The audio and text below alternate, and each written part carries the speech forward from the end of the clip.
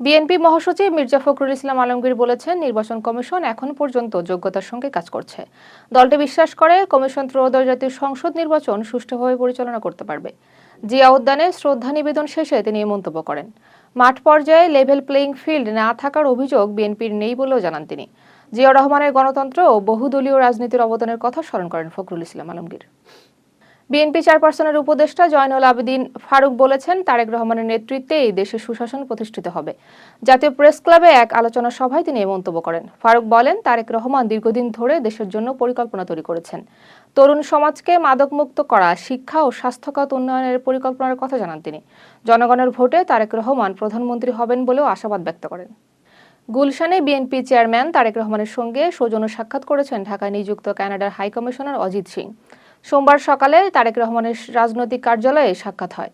বৈঠকে দ্বিপক্ষীয় বিষয় নিয়ে আলোচনা হয়েছে বলে জানা গেছে। বিএনপির পক্ষ থেকে যুগ্ম মহাসচিব হুমায়ুন কবির উপস্থিত ছিলেন। মিডিয়া সেল এ তথ্য নিশ্চিত করেছে। শাবিপ্রবিতে নির্ধারিত সময়ে ছাত্র সংসদ নির্বাচন না হলে কঠোর কর্মসূচির হুঁশিয়ারি দিয়েছে ছাত্র শিবির। রাজধানীতে সংবাদ সম্মেলনে এ ঘোষণা দেয় সংগঠনটি। তারা অভিযোগ করে, একটি মহল ষড়যন্ত্র করে নির্বাচন বানচালের চেষ্টা করছে। ছাত্র সংসদ নির্বাচন শিক্ষার্থীদের মৌলিক অধিকার বলে দাবি করা হয়। দাবি না মানলে আন্দোলনের কর্মসূচি দেওয়া হবে বলে জানানো হয়েছে। আসিফ মাহমুদের বিরুদ্ধে হাজার কোটি টাকার দুর্নীতির অভিযোগ তুলে বিচার দাবিতে নির্বাচন কমিশন ঘেরাও করেছে ছাত্রদল। সংগঠনের সাধারণ সম্পাদক নাসির উদ্দিন অভিযোগ করেন। তিনি পোস্টাল ব্যালটে পক্ষপাতের অভিযোগও তোলেন। নতুন বাংলাদেশ অনিয়ম মেনে নেওয়া হবে না বলে হুঁশিয়ারি দেন তিনি। কর্মসূচিতে দলীয় নেতাকর্মীরা উপস্থিত ছিলেন।